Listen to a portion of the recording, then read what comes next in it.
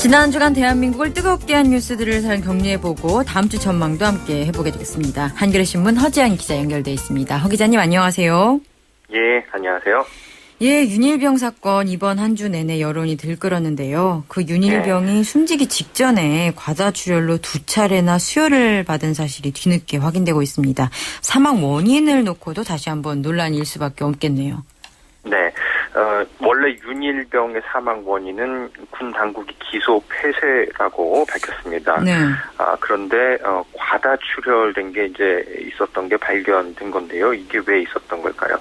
이것은 이제 폭행에 의해 숨졌다라는 유가족 쪽의 주장에 중요한 근거가 될 것 같습니다. 보도들을 보면 이 윤일병은 지난 4월 6일 밤에 11시께 한 차례 수혈을 받았고 다음 날인 4월 7일 새벽 2시께 한 번 더 그러니까 총 500ml의 수혈을 받은 것으로 의무 기록상 확인되고 있습니다. 네, 과다출혈 때문에 수혈을 받은 건데요. 윤일병의 부검 사진들을 분석한 결과 이 출혈은 허벅지 등의 몸속에서 일어났던 것으로 나타났습니다. 유성호 서울대 의대 법의학 교수가 윤일병의 진료 기록과 부검 자료를 검토한 뒤에 언론과 인터뷰를 했는데요. 반복적이고 강한 폭행이 있어야 나올 수 있는 출혈량이라면서 사망 원인은 구타에 의한 외상성 쇼크로 판단해야 한다고 말을 했습니다. 네. 군 당국은 지금까지 윤일병의 과다출혈과 긴급 수혈 사실을 숨겨왔거든요. 그러면서 기도 폐쇄에 의한 사망이라는 입장만 고수하고 있습니다.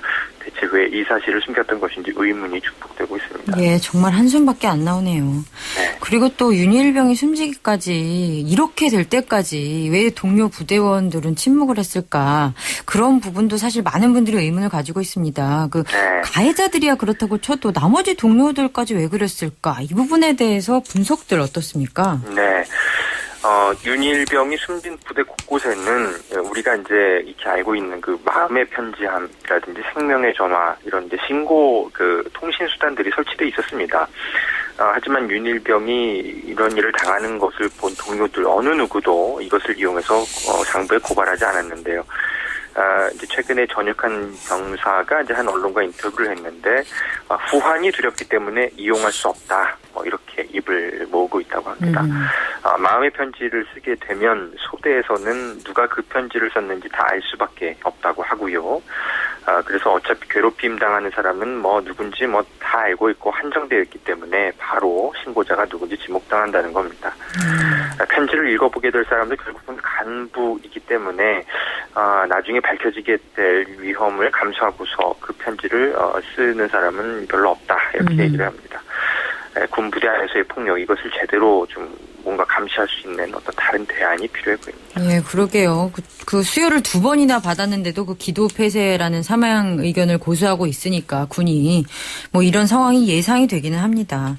자, 그 다음에 세월호 침몰 당일 박근혜 대통령의 행정 논란을 보도한 그 일본 산케이 신문 있었잖아요. 이쪽에 대해서 검찰이 조사에 나선 것으로 알려졌어요. 이 박근혜 대통령의 이제 명예훼손 문제로 검찰이 조사에 나선 건데요. 네. 이런 문제로 해외 언론에 대해서까지 수사에 나선 것인데 굉장히 이례적이죠. 그렇습니다. 예. 이거 전 거의 좀 처음 제가 볼 때 있는 일인 것 같은데 한국의 언론 자유 위축을 우려하는 목소리가 안팎으로 좀 더 커질 것 같습니다. 산케이 신문의 오늘의 보도를 보면요. 서울중앙지검은 가토다스야 산케이 신문 서울지국장에게 검찰에 출석하라고 통보를 했다고 그렇게 보도가 나오고 있습니다. 산케이 신문은 이 박근혜 대통령이 여객성 침몰 당일에 행방불명됐고 누구와 만나고 있었나 이런 제목으로 지난 3일에 기사를 게시한 바가 있습니다. 이 기사는 이 세월호 침몰 당일인 4월 16일에 박 대통령이 7시간 동안 무엇을 하고 있었는지 의문이 중폭되고 있다라는 내용의 한국에서의 논란, 언론사의 칼럼 이런 것들을 소개한 그런 것입니다. 네. 산케이 신문은 지난달 국회 운영위원회에서 또 김기춘 청와대 비서실장이 그때 대통령이 어디 있었는지 나는 알지 못한다라고 답변한 것을 소개하기로 했습니다. 그 7시간 동안 무엇을 했는지를 그냥 밝히면 산케이 신문의 보도를 사실상 무력화시키는 게 될 텐데 굳이 이렇게 할 필요가 있는지라는 생각이 드는데 그러다 보니까 그 청와대가 박근혜 대통령이 세월호 참사 당일에 경내에 있었다라고 뒤늦게 밝히긴 했어요. 예. 청와대 핵심 관계자가 어제 기자들과 만났다고 합니다. 이 자리에서 이 박 대통령이 청와대 경내에 있었다 이렇게 설명을 했다고 합니다. 김기춘 비서실장이 대통령이 어디 있었는지 모른다고 답한 것은 그냥 경호상 어디 있었는지 모른다는 것이지, 김 실장의 답변을 자세히 보면 집무실과 관저를 오가는 동선이 나오고 경내에 있었다는 게 보인다. 이렇게 설명을 기자들에게 했다고 합니다. 네, 글쎄요. 그런데 진작에 이렇게 설명했으면 설명이 잘 이해가 됐을 텐데 왜 김기춘 실장이 국회에서 그냥 모른다고만 답했을까요? 의혹은 되레 청와대의 불분명한 해명이 키워왔다 이런 지적이 나옵니다. 예, 이 부분은 이제 다음 국회에서도 또 쟁점이 될 것 같습니다. 자, 그 다음에요. 그 에볼라 바이러스 사태 계속 심각해지고 있는 것 같습니다. 이번에는 캐나다에서도 감염 의심 환자가 발생했다는 소식이 들려오네요. 네, 현지 언론이 지금 보도를 하고 있는 건데요. 최근 나이지리아에 다녀온 한 남성이 고열 등 이 에볼라와 비슷한 증상을 보여서 토론토 인근의 브램튼의 온타리오 병원에서 격리 치료를 받고 있다고 합니다.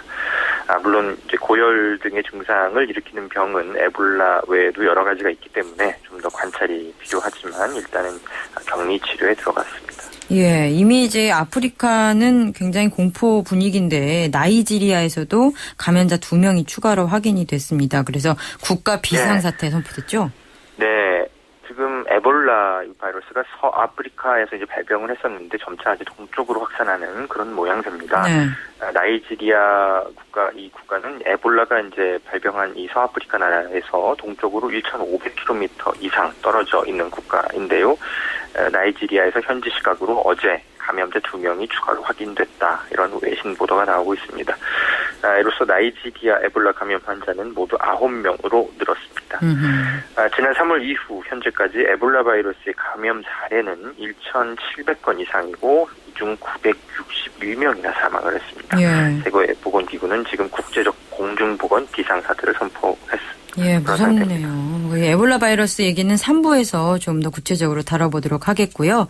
그다음에 관전 포인트라고 할 수 있는 게 다음 주에 그 서울시가 싱크홀 있잖아요. 지금 도심 곳곳에서 나타나고 있어서 굉장히 무서운데 이 원인을 진단해서 발표한다고 하죠? 네.